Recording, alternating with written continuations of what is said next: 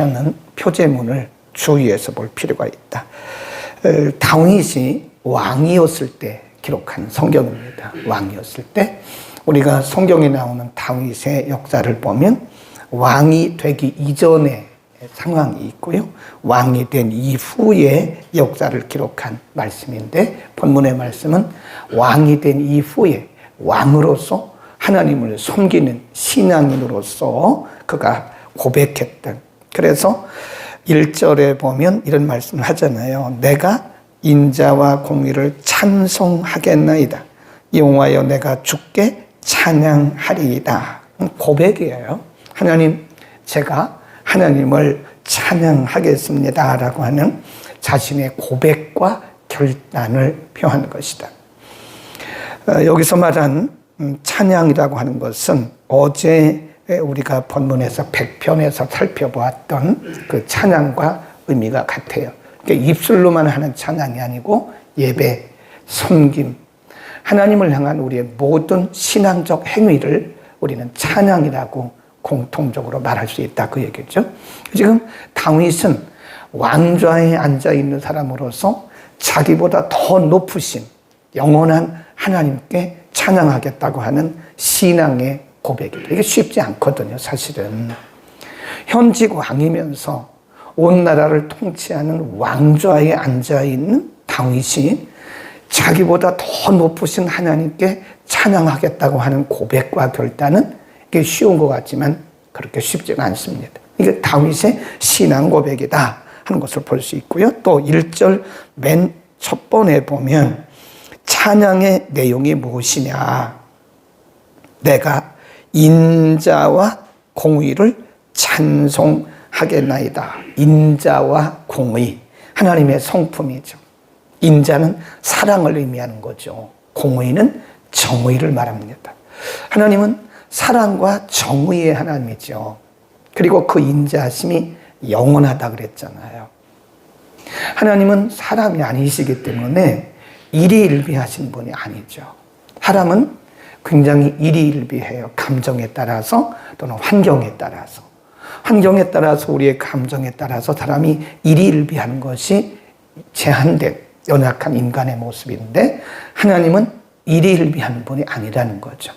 그래서 시편의 기자가 다윗을 포함한 시편의 기자들이 계속 하나님을 찬양하는 것 중에 하나가 그의 인자하심과 성실하심이 영원하다, 대대에 이른다, 그런 말씀을 하잖아요. 하나님의 인자와 공의가 그 영원하지 않다면 사실 우리는 하나님 앞에 설 수가 없을 거예요. 우리가 개인적으로 보면 어떤 때는 잘하잖아요. 근데 어떤 때는 전혀 못해요. 하나님 앞에 근접도 못한다고요. 어떤 때는 잘하고 어떤 때는 못하고. 그 일희일비하는 거죠. 근데 만일 하나님의 인자와 공의가 영원하지 않다면 하나님도 우리를 그렇게 하실 거예요. 근데 하나님은 그런 분이 아니라 우리의 그런 행위나 또 우리의 형편에 따라서 하나님의 그 성품이 흔들리지 않는다. 그는 사랑과 공의가 영원하신 분이다 하는 거죠. 그거를 지금 찬송하겠다고 지금 고백하고 있는 거고요. 그 다음에 3절부터 8절까지는 내용이 조금 달라요. 1절, 2절은 하나님을 향한 다윗의 고백과 결단이라고 말을 한다면 3절 이하에서는 그가 삶으로, 내가 입술로, 1절, 2절에서는 입술로 내가 하나님을 찬양했다면 3절부터 8절까지는 내가 삶을 통해서 하나님을 찬양하겠다고 하는 그의 삶의 결단입니다. 1절, 2절은 신앙의 고백이고 3절부터 8절은 삶의 결단이다. 그렇게 보시면 돼요. 1절, 2절은 인자하신 사랑과 공의가 영원하신 하나님을 향한 내가 하나님을 찬양하겠다고 하는 신앙의 고백이고 3절부터 8절까지는 그러므로 내가 하나님을 어떻게 섬기겠다고 하는 삶의 결단이다. 그렇게 보시면 돼요. 그러면서 이렇게 얘기를 합니다. 그가 2절도 한번 봅시다. 2절 내가 완전한 길에 주의하오리. 이게 완전한 길이란 말은요, 인간은 완전할 수가 없죠. 온전한 그 말입니다. 다른 성경 번역에 보니까 부끄러움이 없는 삶 그랬어요. 내가 부끄러움이 없는 삶을 살리니 주께서 언제나 내게 임하시겠나이까. 내가 부끄러움이 없는 마음으로 내 집안에서 행하리이다. 완전한, 요 말을 온전한 또는 부끄러움이 없는 삶, 이렇게 고쳐주시면 이해가 빠를 것 같아요. 입술로 고백한, 입술로 하나님을 찬양하겠다고 고백했던 다윗 왕은 이제는 삶을 통해서 내가 하나님을 잘 섬기겠다. 3절, 나는 필요한 것을 내 눈앞에 두지 아니할 것이요 배도자들의 행위를 미워하니 이것이 내게 붙잡지 아니하리이다. 그러니까 지금 어떻게 보면 하나님을 향해서 믿음으로 고백했던 다윗 왕은 자신의 삶을 통한 어떻게 보면 신앙적, 윤리적, 도덕적인 삶을 하나님 앞에 결단하고 있는 거죠. 우리가 예배도 마찬가지잖아요. 예배도 이렇게 모여서 드리는 공예배가 있다면 흩어져서 드리는 삶의 예배가 있는 거예요. 그러니까 오늘날 크리스찬들이 공예배와 삶으로 드리는 예배를 이게 이분하니까 이게 비신자들에게 비난의 대상이 되는 거거든요. 예배는 은혜롭게 드리는데 그분의 삶을 보면 전혀 다르다는 거예요. 어떤 분들은 기도와 삶이 물론 100% 일치할 수는 없지만 기도와 삶은 이게 어느 정도 같이 가야 되거든요. 기도는 너무 잘하는 거예요. 기도는. 이 기도하는 것을 보면 너무 멋있게 잘합니다. 은혜롭게 잘합니다. 그런데 삶의 현장을 보면 저분이 저렇게 기도했던 분이야? 라고 말할 만큼 기도와 삶이 언밸런스가 되는 거예요. 물론 사람이 어떻게 똑같겠어요. 그러나 같이 가려고 애를 쓰는 거. 기도하는 것만큼 우리가 삶으로 살아내려고 노력을 해야 되고 예배를 은혜롭게 드리는 것만큼 우리가 또 삶으로 살아내려고 노력을 해야 되는 거. 우리가 찬양을 하는 것만큼 우리의 삶으로 살아내려고 노력을 하고 애를 써야 그것이 균형 잡힌 신앙입니다. 그러니까 비신자들에게 우리가 비난받는 이유 중에 하나가 크리스찬들이 교회 안에서의 모습과 교회 밖에서의 모습이 이게 언밸런스라는 거예요. 균형을 이루지 못한다는 거죠. 네, 제가 봐도 가끔 그럴 때가 있는 것 같아요. 저를 봐도 그렇고 우리 성도들을 봐도 그렇고 저분은 기도는 굉장히 잘하는데 삶은 왜 저럴까? 네? 그런 거 있잖아요. 인간이기 때문에 어떻게 똑같을 수가 있겠습니까만은 지금 다윗 왕의 고백을 통해서 보면 그는 하나님 앞에 신앙의 고백을 하고 그리고 나서 쭉 2절, 3절, 4절 쭉 보면 그가 삶을 통해서 그것을 이뤄내겠다고 하는 그 결단을 하고 있는 것이다 하는 거죠. 그래서 우리 그걸 뭐라 그러냐? 삶으로 드리는 찬송 그럽니다. 삶으로 드리는 예배, 삶으로 드리는 기도 그런 거죠. 그러니까 삶과 우리의 신앙은 항상 이렇게 균형을 이루는 것이 매우 맞다라고 하는. 가만히 보면 청년들만 그런 게 아니에요. 우리들도 그럴 수 있다. 우리들도 교회 안에서의 찬양과 기도와 예배는 굉장히 거룩하고 경건한데 삶의 현장에 가보면 부끄러운 일이 많다. 그러니까 여기 2절에서 내가 완전한 길에 행하리니 그 완전이란 말은 blameless life. 나는 부끄러움이 없는 삶을 살겠다고 하는 그의 삶의 결단이다. 4절도 그렇죠. 사특한 마음이 내게서 떠날 것이니 악한 일을 내가 알지 아니하리다. 이 사특한 마음은 거짓된 마음을 얘기하는 거예요. 입술로 하나님을 그렇게 고백하고 찬양해놓고는 내 마음에 거짓된 마음을 품으면 그것이 하나님 앞에 상달되는 찬양이 되겠냐 그 말이에요. 찬양은 하나님께 드리는 예배와 똑같은 것입니다. 5절 그 이웃을 극히 허는 자를 내가 멸할 것이요 눈이 높고 마음이 교만한 자를 내가 용납지 아니하리로다. 그 말은 그들과 내가 함께하지 않는다. 네. 시편 1편에서 시편의 기자가 말한 것처럼 복이 있는 사람은 악인의 길을 쫓지 않는다. 오만한 자와 함께하지 않는다잖아요. 그 얘기입니다. 하나님, 내가 하나님을 입술로 찬양하고 나는 이런 악인들과 동행하지 않겠습니다. 그 말은 다르게 말하면 뭐죠? 구별되게 살겠다. 하나님, 저는 이 세상을 살아가는 동안 왕으로서, 신앙인으로서 저는 구별되게 살겠습니다 라고 하는 거죠. 굉장히 중요하죠. 우리가 이 세상을 살면서 사람을 구별해서 만난다는 것은 우리에게 상당한 손해를 우리가 감수해야 됩니다. 물질적인 손해도 있고요. 그러나 인간관계에서도 우리가 많은 손해를 감수해야 돼요. 그러나 사특한 마음을 품은 자들과 그리고 불의를 행하는 자들과 우리가 친구한다는 것은, 동행한다는 것은 어떤 면에서 보면 그들이 우리의 전도의 대상은 될 수 있지만 그들과 동행한다고 하는 것은 우리가 구별된 삶을 살고 있지 않다고 하는 것을 우리에게 말해주는 거죠. 그 다음에 7절에 보면 거짓 행하는 자가 내 집안에 거하지 못하며 거짓 말하는 자가 내 목전에 서지 못할 것이다.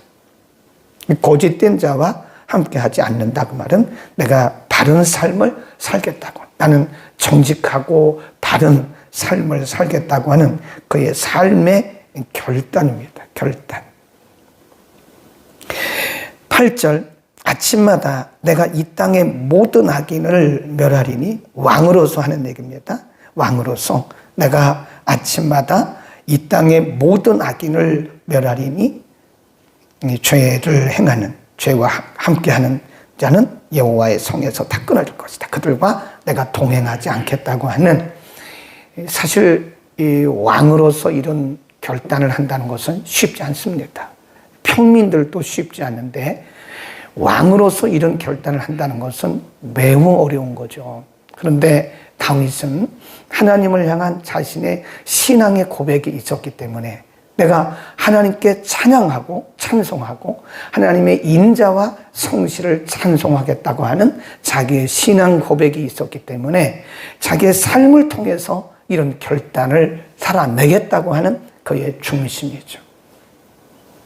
굉장히 중요한 말씀인 것 같죠? 네. 그래서 우리는 이 신앙과 삶이 잘 조화를 이루어야 됩니다.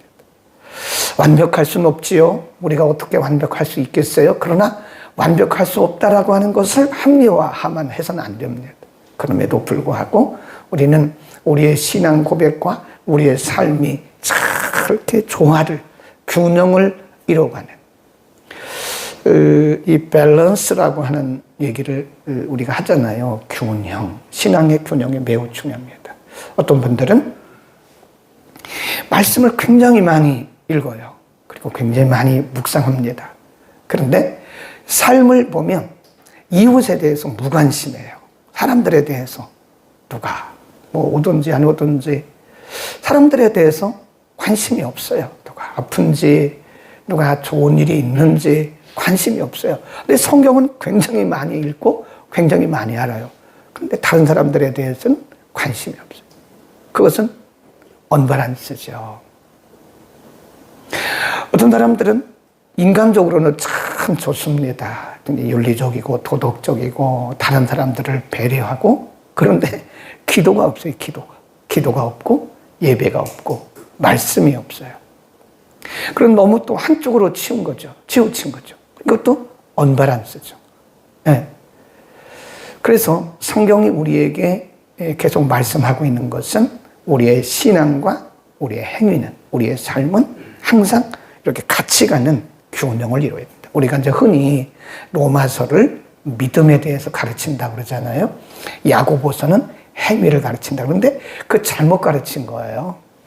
로마서도 1장부터 11장까지는 믿음에 대해서 말씀하고 12장부터 16장은 행위를 가르쳐요.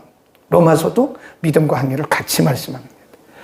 야고보서는 행위만 말하는 게 아니에요. 야고보서에도 보면 행함 없는 믿음은 죽은 믿음이다 그래. 믿음이 그의 행함과 함께 역사한다 그래요. 믿음은 그의 행함과 함께 역사하는 거예요. 그러니까 행함이 없으면 믿음은 이건 죽은 거나 똑같은 거라는 거죠. 야고보서도 믿음과 행함을 같이 말씀하고 로마서도 믿음과 행함을 같이 말씀한다. 자, 마지막으로 6절에 이렇게 말을 합니다. 내 눈이 이 땅에 충성된 자를 살펴 나와 함께 거하게 하리니 완전한 길에 행하는 자. 여기도 완전한이란 말은 부끄러움이 없는 신실한 길에 행하는 자가 나를 수종하리이다. 지금 이 시편을 기록한 다윗은 현직 신분이 뭐죠? 왕입니다. 왕이 이런 말을 한 의미가 뭐냐면 제가 하나님을 섬기는 자로서 하나님을 찬양하고 하나님을 예배하는 신앙인으로서 이런 사람들과 함께 이런 공동체를 이뤄가겠습니다 라고 하는 하나님 나라에 대한 말씀이에요. 그다 써놓으세요. 하나님 나라를 내가 이루겠다고 하는 이런 사람들과 함께 하나님의 나라를 확장해 가겠다고 하는 다윗의 결단이다 라고 하는 겁니다. 그러니까 하나님 나라 그러면 우리가 굉장히 막연하고 크게 생각하기 쉬운데 사실은 하나님의 나라는 하나님이 통치하는 그곳이 하나님의 나라라고요. 하나님의 나라는 우리로부터 점점 이렇게 확장되어 가는 거예요. 다윗처럼 하나님을 향해서 신앙의 고백과 우리의 삶을 통해서 바른 삶의 결단이 있을 때 우리를 통해서 하나님의 나라가 점점 확장되어 가는 거고 이런 사람들과 우리가 함께 할 때 하나님의 나라가 점진적으로 확장되어 가는 거다. 멋지죠? 이 6절은 그런 말씀입니다. 오늘도 우리가 우리의 삶을 통해서 우리의 믿음을 통해서 하나님의 나라가 확장되기를 축원합니다. 기도합니다. 걸어가신 우리 아버지 왕이면서도 하나님의 인자하심과 신실하심을 영원토록 찬송하겠다고 고백했던 다윗 왕의 고백이 우리의 고백이 되기를 바라며 고백과 함께 그의 삶을 통해서 하나님을 찬양하고 예배하겠다고 결단했던 그의 결단이 우리의 결단이 되게 하옵소서. 하나님 우리의 예배와 기도와 찬송이 우리의 삶을 통해서 열매 맺어지게 하시고 잘 조화를 이루는 믿음과 삶이 건강하게 조화를 이루는 균형을 이루는 건강한 신앙인들이 되게 하여 주옵소서. 그래서 나로부터 시작한 하나님의 나라가 경건한 사람들, 거룩한 사람들과 함께 이 땅에 점진적으로 확장되어 가도록 은혜를 더하여 주옵소서. 오늘도 말씀을 듣고 결단한 모든 주의 백성들에게 이 말씀이 항상 마음속에 뿌리를 내리고 그 말씀이 힘이 되게 하시고 이 세상을 살아가는 노정기가 되게 하옵소서. 예수 그리스도의 이름으로 기도드립니다. 아멘.